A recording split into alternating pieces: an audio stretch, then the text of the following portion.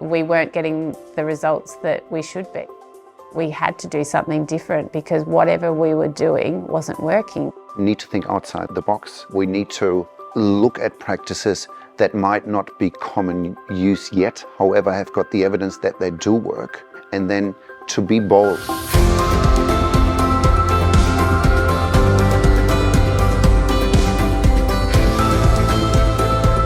The Q Project has been a catalyst, a disruptor. It's given us insights into how we can do things differently. It's been very beneficial having been part of the Q journey for myself as a practitioner. It has helped me to become consciously competent around the use of research, leading teachers in the use of research. What I learnt was that it's really important that everybody is on board and going in the same direction. There has to be a really strategic approach to how we use research. It has to be built into what we do and how we do it. We want teachers to make conscious decisions about their practice based on research. We want teachers to use evidence-based practices because we know they work. The Q Project is a 5-year collaboration between the Faculty of Education at Monash University and the Paul Ramsay Foundation. It's seeking to better understand and improve the use of research by teachers. We've developed professional learning, we've developed resources, we've done those with educators, and we've trialled them in schools, in system organisations and in knowledge brokerage organisations. And so we've helped schools to use research better in their classroom practice, in their leadership practice. There's lots of work being done about the quality of the evidence, but very little about the quality of the use. The Monash Q Project is really important in terms of teachers and school leaders using research evidence well, because it's provided a really robust framework to help schools understand where they are in their journey of using research well. The Q Project for me really assisted in providing a framework for how teachers and educators and leaders should engage with research. The Q Project kept us on track because you could go back to the framework and you could say, yep, this is where we're sitting, this is where we're tracking. It fits so beautifully with what we're trying to achieve as a system. It simplifies it, but it clarifies it as well. We engaged with the trial of the assessment tool. We used some of the resources on the Q portal, which were really great to start the conversations, but also lead us in directions for different types of research. It was really fantastic for helping us to identify what we're doing really well as a leadership team and also what to work on as a leadership team. We've used the tool and have been able to track our growth in particular areas. And what I find particularly useful is the strategy that is suggested for areas of growth. Q has allowed us to intertwine the research and what we're doing at Assumption with other schools around the nation, and really has opened up our eyes to raise more questions and to be involved. My journey with the Q Project has been invaluable. It really opened my eyes to the importance of collaborating around research. Also about leadership, so leading others through role modelling and through establishing ways that people can collaborate. Q has had a huge influence on the work at Max. It's made us really aware of school research engagement. One of the things that we've done through our involvement with Q is that we've put school research engagement in as one of the functions of our research strategy. I think the Q resources, the Q framework, for example, the Q suites, all of those things really fed into helping design the professional learning. The professional learning course was useful because I was able to collaborate with a team of colleagues, and it offered an opportunity for us to come together and share insights, but also the challenges that we were facing in our different contexts.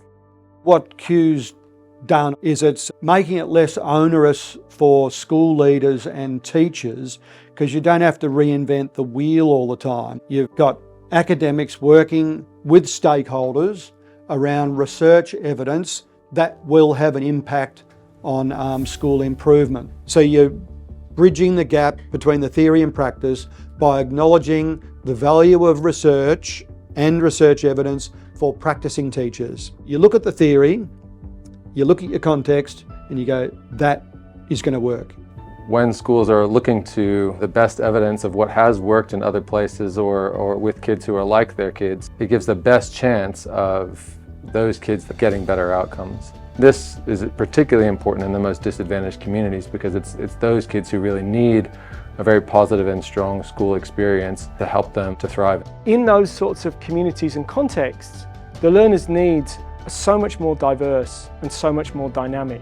They need to be able to identify what kinds of evidence-informed approaches will work and how can I tailor them to really work within our context. We knew that their background had significant impact not only on their behaviour but also on their capability to learn. We had to adapt our teaching by using evidence-based practices around supporting students, strongly focusing on what our students were capable of rather than what they weren't capable of. It was very strongly about meeting the students where they were at in order to move them forward. We had clear data to help teachers to understand that their change in behaviour was having a significant impact on student outcomes. A unit of change in education is not a system, it's a classroom. So if we're bearing these big system ideas in mind, they have got to go through to the school and they've got to go through to a classroom. Engaging with research well means that we're supporting staff in getting from research to the classroom effectively. Ultimately, it's about picking research evidence that is purposeful and fits the context that you're in, that they're things that people have trialled and are likely to have impact. If we're not focused on the right things, then we're not actually improving their educational opportunities, outcomes in the classroom. The time and the effort that it needs, staff also see the value in it. So if you're engaging well with research, they see that the school values it, they're more willing to engage with it, and they're more willing to take the time to look at it deeply. Q has brought something else to the landscape, that is the use of research evidence in concert with the data. So it's been a paradigm shift. I think we've laid a foundation in terms of what quality use means, what quality use looks like in practice, and how it can be improved through professional learning. But there's much more work to be done, particularly in terms of how quality use connects into school and system improvement. What great research and great innovation does is it helps you to imagine the unimaginable. Be inspired by other stories. Look at stories that have worked and learn from them to use it in your context. Research matters because kids matter. We dream of a day where education is a humane experience for all of our young people. Rather than being a competitive experience, we really want it to be a cooperative one. We have a responsibility to make sure that we are using research-based practices in schools that make the biggest difference in kids' lives. We've got a responsibility to educate the next generation of people coming through our community. And so it really matters what leaders particularly do in terms of how well they engage with research to inform their decisions. The whole school community are affected, so it really does matter.